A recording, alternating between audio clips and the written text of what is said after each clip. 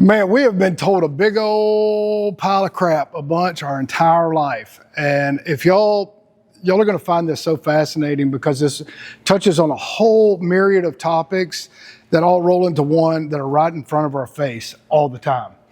And there's a really cool bonus at the end. And this is really, really interesting.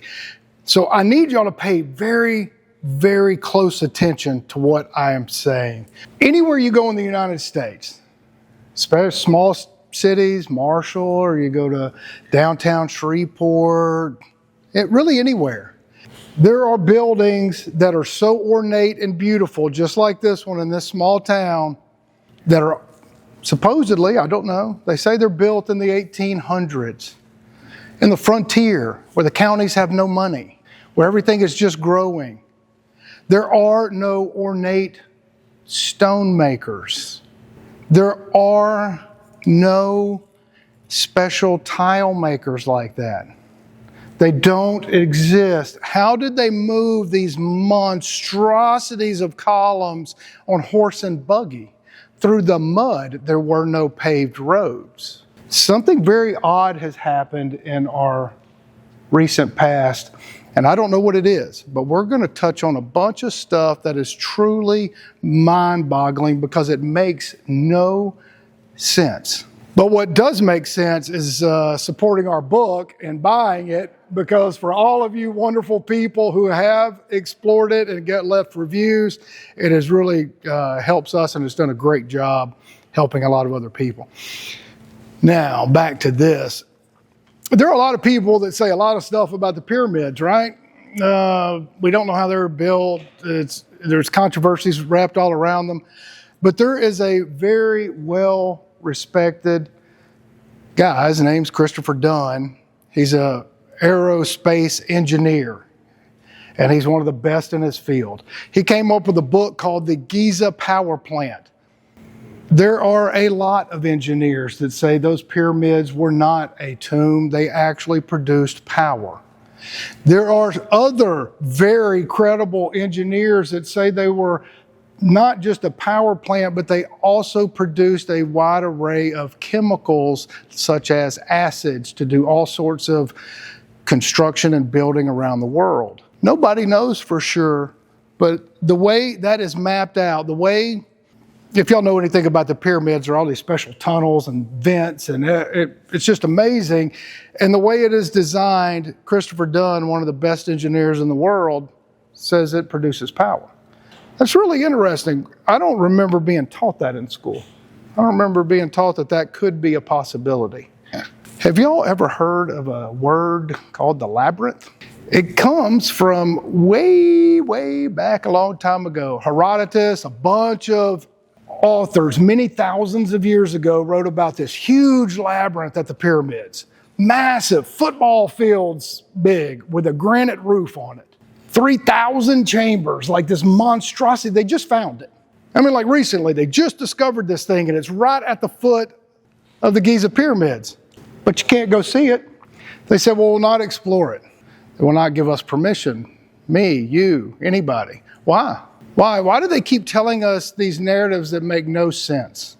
Just like Göbekli Tepe in Turkey or Koran Tepe. Oh, we're not going to do archaeology work on there for another 100 years. We're going to save that for future generations. What in the world makes sense about that?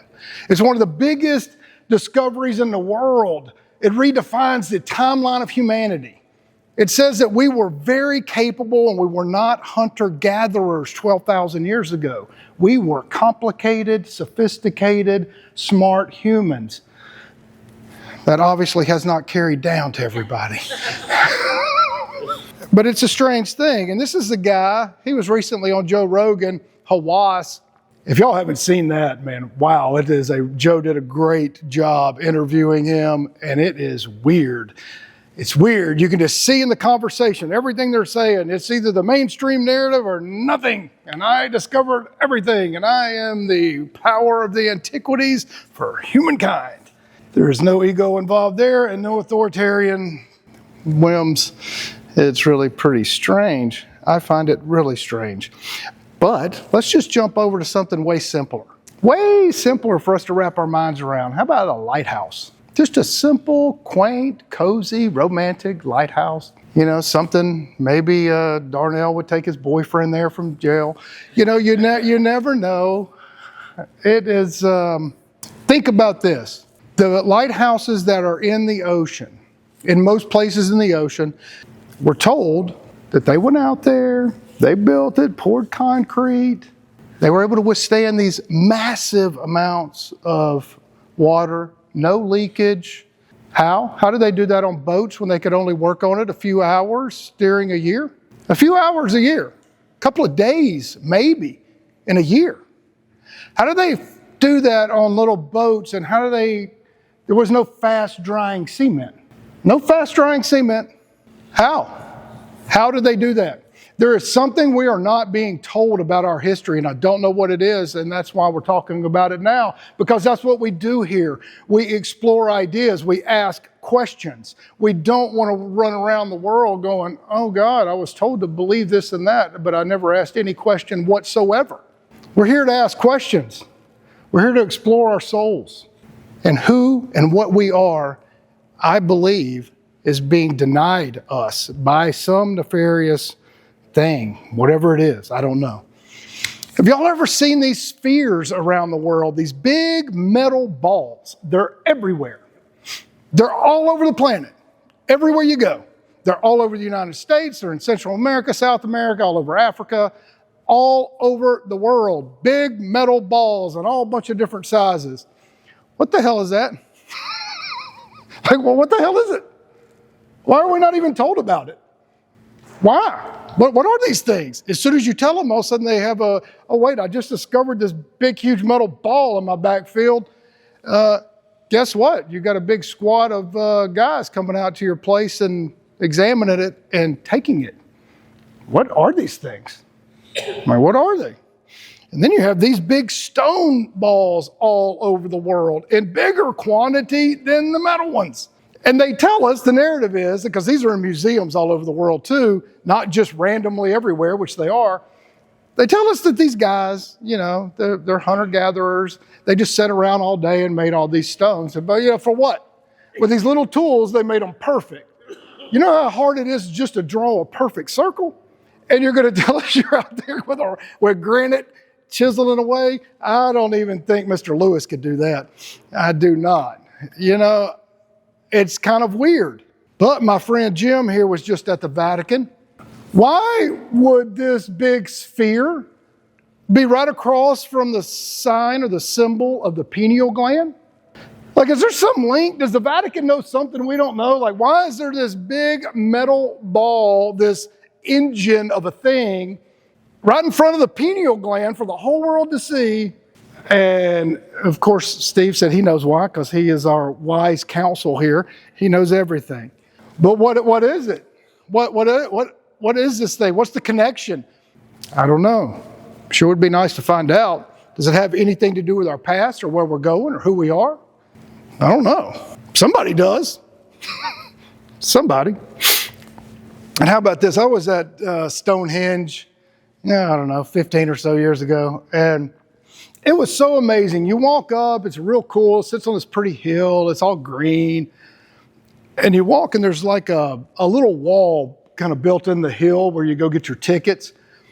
And it's like from here maybe to that post, not very long, 15 feet or something from memory.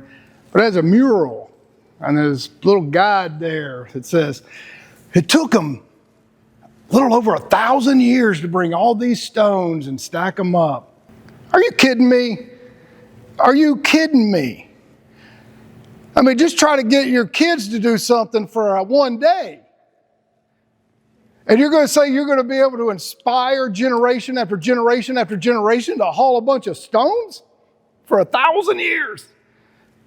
I'm just smelling BS. I don't know. It seems kind of fishy. I just laughed at that dude when he said it because I didn't know what the official narrative was when I walked up. He just said that and I went, oh God. Let me just look at the stones. I really don't need you to talk to me anymore. I got to go. But most people don't understand that that is really small. Right outside and all around Stonehenge, there are massive, huge circles. That's what that is on the left. But they're everywhere, all over these towns for miles, big mile circles of huge stones. So if Stonehenge itself took 1,000 years, I guess they're telling us the other ones took 10,000. I don't know. It's crazy. What is happening? What happened in the past that we just don't know? Let's go to something even real simple too. We have palaces all over the world, right? These big, beautiful palaces. I just want y'all to look at the mirrors. Do you see the chair, the one on the bottom? That's an oversized chair. So if a guy stands up, he's not going to be taller than that bust on the fireplace. So that mirror above there is really large. The same way on the one next to it, the couch in front of that mirror. That mirror is tall. It's probably 15, 20 feet tall. The one there with the bust, the statue in front of it. You can see the little bitty chairs next to it. That's a huge mirror. Why is that interesting? Because they didn't have the technology to make mirrors that big. It didn't exist. You could only, if you go look at mirrors, go look at an old train, like a Marshall's train station, for instance. They still have some of the old lead mirrors you can see in different neighborhoods around Shreveport, the old houses that were built in the late 1800s. They only had the technology to do them about this big, and they're way imperfect. They're way imperfect. They're wavy. They did not have the ability to make them perfectly flat. How do they make mirrors like that when we're told that it was impossible? I don't know. The official story is there was the royal glassmaker. I don't know. I'm just smelling more BS, and it seems very weird. And have y'all ever seen somebody hauling a mirror down the road? They have these special trucks with the rubber soft things on them. Super cautious. Don't hit a bump. So they're telling us those went a long way through the woods on wooden buggy and they didn't break them. I don't know. It's just a little bit of the things that are right in front of our face that nobody ever contemplates. Because why would you? We're never really told about them. So therefore, we don't know what our history is. We don't know who we are as a people because we have not been told. We told, memorize this little thing. Here's what Versailles was. Now you dumbass, write it down on the test and go on. These are amazing to me. This is Chicago in 1893. It was called the White City. Now I want y'all to look. Do you see that bottom right picture? The left side of that picture, it looks worn, it looks weathered, right? I mean, y'all can see it, there's little gray spots all around the top. It doesn't look brand new, does it? I don't know. I mean, y'all just use your own. It just doesn't look brand new. But the buildings on the right, they look a lot newer. It's like somebody went and just started scrubbing them, like they started cleaning them. Because supposedly there was no power washers back then. This is 1893. What is happening?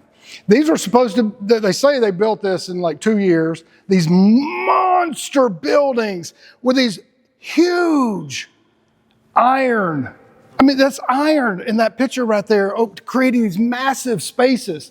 We didn't have iron factories. We didn't have anything like that. We had no ability to build that. There were no welding machines. Nothing. What built that? And they say the narrative is it was built for the World's Fair. The World's Fairs in San Francisco, Nashville, I mean, all over there. We had all of them. But they all happened in that same time frame. Late 1800s, early 1900s, and they are all destroyed. What happened? Was there cities there before? Were there cities there before? Now they're gone, but they kept a lot of them. They said they were temporary, and some of them they kept. If they're temporary, how are those buildings of all stone, all metal, they're still functional? How is that possible if they were all temporary? It's weird. I don't quite understand. It seems like something or somebody is lying to us. I don't know about y'all, but I just really don't like liars that much. That is me and Mr. Lewis's girlfriend. I'm just joking because he was joking with me earlier. That is my beautiful wife. And we are in the Centennial Park in Nashville. That was in the late 1800s. They had a World's Fair there too. And the Parthenon it's an exact replica of in Greece. Exact replica, except what it would have looked like. It's really cool. It was supposed to be a temporary structure. Or late 1800s. It's solid concrete. How does somebody just look at you in the eye and say, because if you go to Wikipedia or something, oh, they were made out of wood and it was, no, it's concrete. I've touched it. You go kick it, you're gonna hurt your toe. It's not good. What is this? What is happening? What did happen? There's a lot to this. Have you ever heard about, because inside of all these world fairs, they had these huge incubator systems, massive incubators. They're huge. The finest infants in existence, the baby incubators. What in the world are we doing? What is this? Why do we have they're making babies in the late 1800s and early 1900s. And it's crazy. Like, there are thousands of real postcards with them, which I think is funny and a slap in the face to our intelligence, because in the 80s or 90s when Cabbage Patch Kids came out, those used to be a big deal in World's Fair. Cabbage Patch Kids, they would, as a mailer to get people to come in the late 1800s and early 1900s. Hey, we have babies for sale. We have tens of thousands and hundreds of thousands of babies for sale. Where are these babies coming from? And you see the little horse and buggy? That is one of the baby factories. That's a baby factory right outside of New York City. If you're in the 1800s and you're driving around in that horse and buggy, you're telling me we built this massive structure with these tall spheres on top, intricate details to sell babies. First of all, how do we do it? How do you build this stuff? How do you carry glass? How do you carry rocks and stones and you have zero equipment to do it? Like, it's weird. What the hell is happening? The World's Fair, look at your incubator babies. And just go look it up yourself. The orphan trains of the late 1800s and 1900s. Where did all these orphans come from? The Civil War has been gone for decades, and why all these babies, they're all adults now. They're in their 20s, they're in their 30s. Why? Where did they come from? It's weird. I don't know. I want y'all to find out. Please tell me. Confuses my brain. I have shown this in a previous slide to y'all, 6 months ago, a year ago. This is Nikola Tesla's machine to have free energy.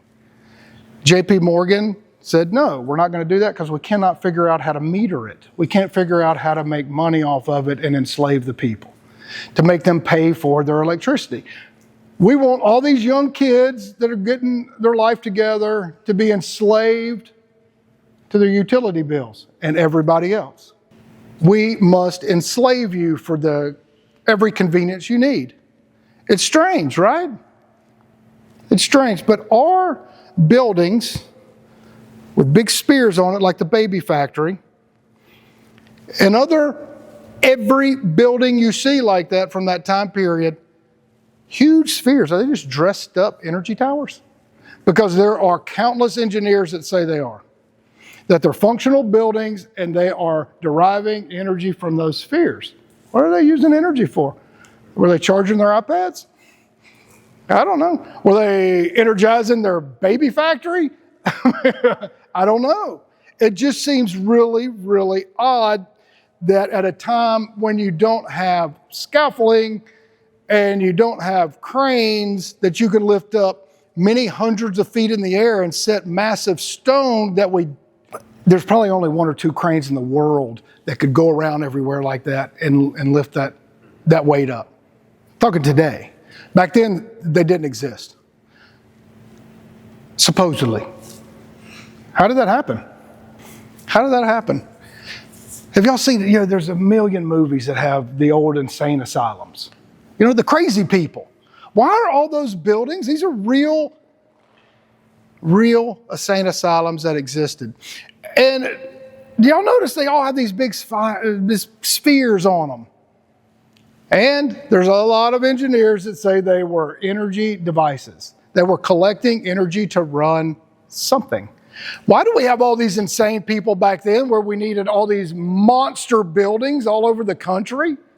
Like these monster buildings. What happened to our past that we don't know about? Were we all getting experimented on? Were we, I don't know.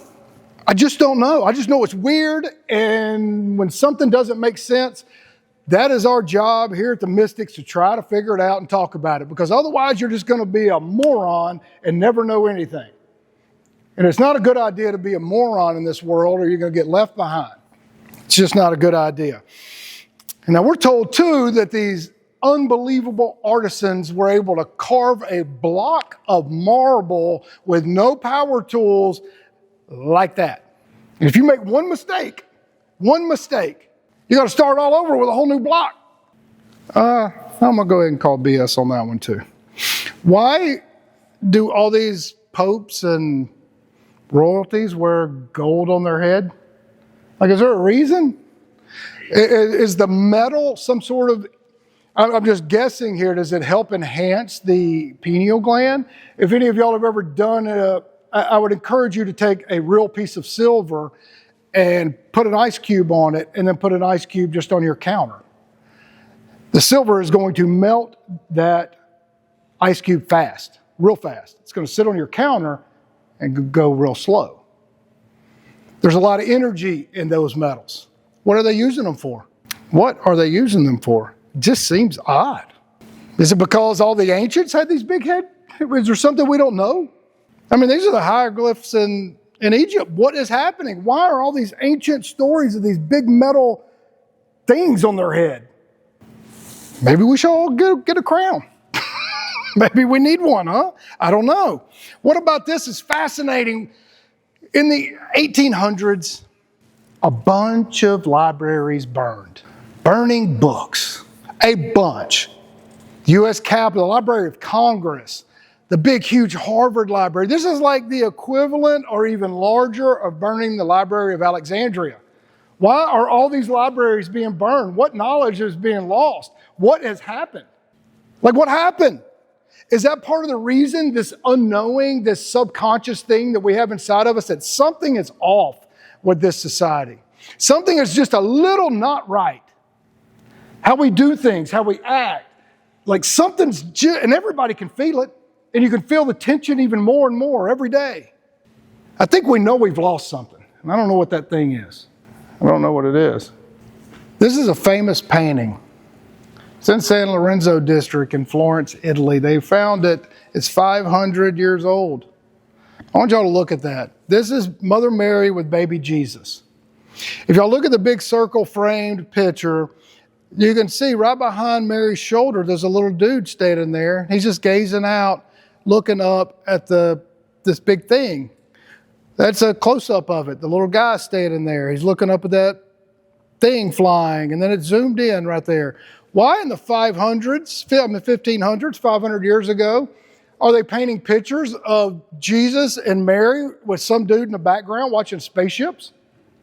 I mean, does that even remotely make sense? I mean, this isn't the only one. But that's a little odd. I don't know. I'm going to have to consult with my buddy Darnell, because I just don't know. What is up with that? How about all the hieroglyphs? I like to see the apologists for this and say that that's not a helicopter right there, or that's not a boat or a submarine on the other side. Like, these are all over the hieroglyphs in Egypt. I don't know, Matt. We were in the Army. Is that plausible to be a helicopter? Yeah, it kind of looks like one, doesn't it? Does that look like a ship on the right side? Like, does even anybody see something different? Am I just seeing shit? Like, I don't know. Yeah, it's kind of weird, huh? That those are, 4,000 or whatever, 5,000 older, and they're drawing. And this isn't the only one. I just pulled the first one that I find. They're everywhere. I don't believe anything. I believe everything is a distraction. All of it. All the news. Everything is purposely to keep us separated, different denominations of Christianity, different religions, different all this stuff. We are here to try to figure out how to get over ourselves. And everybody wants to blame everybody else for all their crap. You have nobody to blame but yourself. We can forgive ourselves, and we can come together like we are doing now, and we can discover the truth the best we can. Are we ever going to have it all? I don't know. I don't know. But if we don't ask questions, we're never going to know anything. We're not going to know nothing. These people don't have the answers. They got some. I don't know. I just don't remember when I was in Catholic or Baptist or Pentecostal churches, them telling me anything like that. Like there was something missing. Like, well, where are those stories? What are any of the remote things? Because this goes way deeper, and I got a ton of more examples of how things are right in front of our face that make no sense. This is just scratching the surface of what has been kept from us. What else is being kept from us? I don't know. I just don't know. And if you want to find out, if you want to be around people that meditate, get together and support each other, help each other the best we can, then come out. But we are more than we have been led to believe. We have more power in ourselves than we have been led to believe. And all of us can do and be better. And I believe that. Here's a little bonus I wanted to point out. If y'all are ever traveling through Montana, what's that? They're all over. Let me remind y'all too that we have the largest pyramid footprint right down the street in Monroe. You can go to it, Poverty Point. It's crazy. We have this stuff everywhere. It's in front of our face. And of course, it wasn't, they didn't know each other. They didn't know in Guatemala that they were building pyramids that were just like the ones in all the other places of the world. Sure they didn't. Yeah, there's no communication. What is up with that? How did they move those so many thousands of years ago and so big and so perfectly? Hunter-gatherers, huh? Hunter-gatherers. I'm gonna say no. I'm gonna say no. Guys, thank y'all for joining me. Thank y'all for being here. I love y'all. Y'all come out in person.